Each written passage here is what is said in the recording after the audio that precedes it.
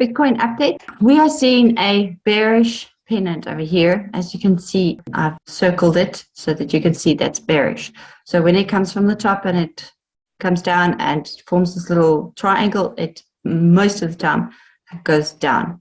So if you take a measuring line from there to there, and we bring it down to there, that is more or less where we can expect Bitcoin to go. So $24,000.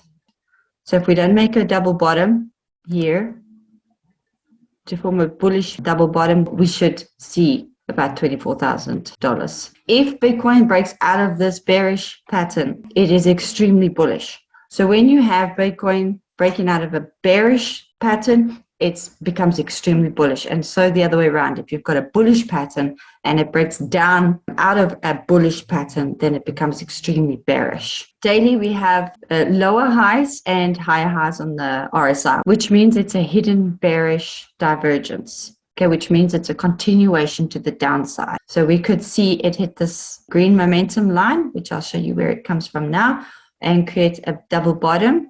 Or we're going to see $24,000. Let's have a look at the weekly. This is that green momentum line that I was talking about. So at the moment, we're still in an uptrend.